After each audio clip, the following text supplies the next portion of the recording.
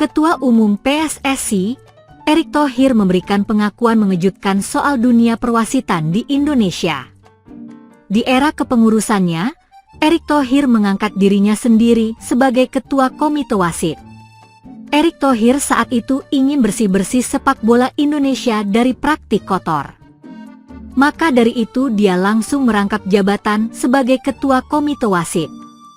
Karena itu yang akan kembali menjatuhkan tadi mimpi-mimpi anak-anak muda Indonesia yang di bawah, ujar Erick Thohir pada Sabtu, 12 Juli 2025 di Super Soccer Arena, Kudus.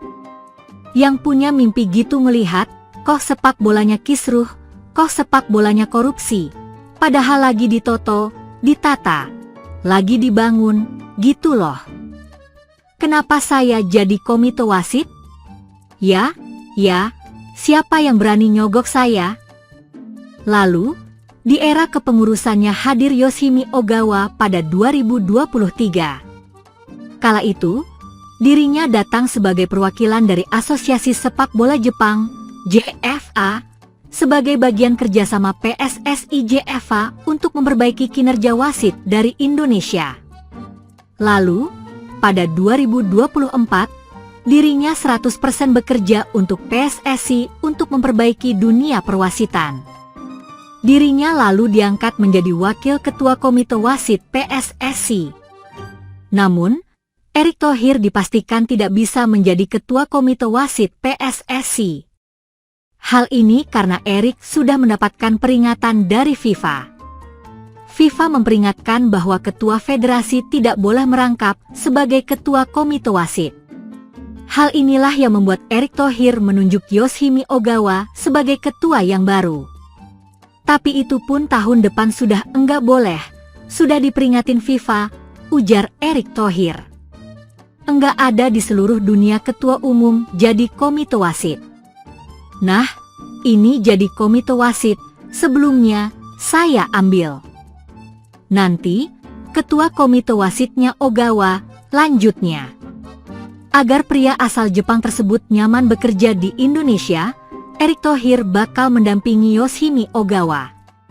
Hal ini agar Ogawa tidak mengalami gangguan selama menangani masalah perwasitan di Indonesia. Nah, Ogawa kalau tahun pertama jadi komite wasit stres, ujar Erick Thohir. Karena Ogawa tidak tahu lanskape sepak bola Indonesia. Makanya saya dampingin, ujarnya. Jangan ada yang meragukan keseriusan Dewa United untuk musim depan. Tim berjulukan Banten Warriors itu segera merekrut penyerang timnas Indonesia U23, Rafael Struwijk. Dewa United tidak memberikan kontrak jangka pendek untuk Rafael Struwijk. Banten Warriors menyodorkan durasi perpanjangan selama 3 tahun kepada pemain berusia 22 tahun itu. Ya, kemarin sudah, lagi proses semuanya. Tinggal selangkah lagi untuk Struwijk, ujar Presiden Dewa United, Ardian Satyanegara, di Stadion Sijalak Harupat, SJH, Kabupaten Bandung, pada Sabtu, 12 Juli 2025. Dewa United baru saja merebut tempat ketiga di Piala Presiden 2025 setelah mengalahkan Liga Indonesia All-Star dengan skor 2-0 lewat gol Taisi Marukawa pada menit ke-60 dan Alex Martins pada 8 menit berselang. Sebelumnya, Rafael Struwijk membela Brisbane Roar pada 2024-2025. Namun, ia hanya bertahan selama semusim bersama klub kasta teratas Liga Australia itu. Sempat mendapatkan jam terbang yang rutin pada awal musim Liga Australia, Struwijk tiba-tiba kehilangan tempatnya. Dia bahkan tidak bermain dalam 8 pertandingan terakhir Brisbane Roar. Total, Struwijk hanya mencatatkan 10 penampilan bersama Brisbane Roar di Liga Australia, dengan perolehan sebiji gol dalam 239 menit di lapangan. Ardian mengungkapkan alasan pihaknya memboyong Rafael Struwijk. Pelatih Dewa United, Jan Olderyekerin, disebut memainkan peran besar untuk meyakinkan pesepak bola kelahiran Leidschendam, Belanda, pada 27 Maret 2003. Selain itu, Dewa United juga memproyeksikan Struijk untuk menjadi pemain U23 yang bakal bermain sebagai starter selama 45 menit sesuai dengan regulasi Super League 2025-2026. Alasan mendatangkan Struijk, pertama, dia pemain muda berbakat, masuk juga ke regulasi pemain U23 untuk Super League musim depan, ucap Ardian. Selebihnya, coach percaya dia mempunyai potensi untuk menjadi pemain yang hebat, ungkap Ardian. Pemain keturunan dengan nilai pasar 260,7 miliar rupiah, Jayden Oosterwolde, membawa kabar baik setelah kabar Mauro Zijostra dilaporkan tengah dalam proses naturalisasi. Kabar baik apa itu? Sebagaimana diketahui, Mauro Zijostra saat ini tengah menjalani proses naturalisasi untuk membela timnas Indonesia. PSSI telah mengonfirmasi jika penyerang muda milik FC Volendam itu tengah berjalan dan tengah diproses di Kementerian Pemuda dan Olahraga, Kemenpora. Kan kita di Kemenpora sekarang.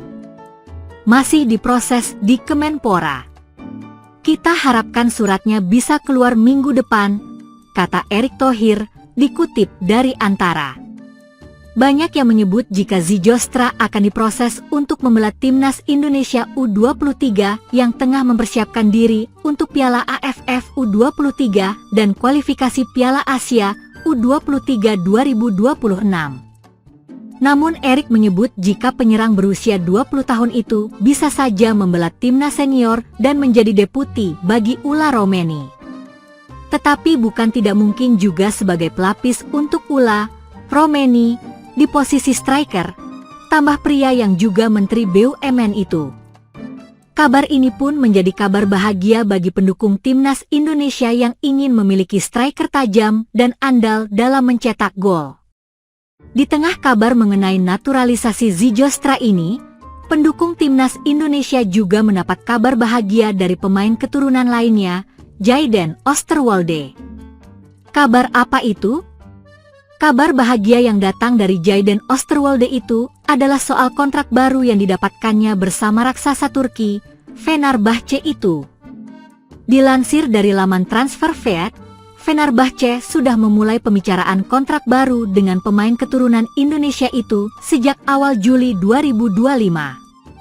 Kemudian pada tanggal 8 Juli 2025, pemain yang akrab disapa Jayden itu resmi menaikkan kontrak baru yang membuatnya akan bertahan di klub berjuluk The Yellow Canaries itu hingga Juni 2028. Perpanjangan kontrak ini membuat masa depan Jayden di level teratas Eropa makin terjamin. Apalagi dirinya baru saja pulih dari cedera panjang yang memaksanya absen selama kurang lebih 200 hari. Karena akan tetap tampil di level teratas Eropa, Jayden bisa tetap tampil kompetitif yang akan berimbas pada permainannya.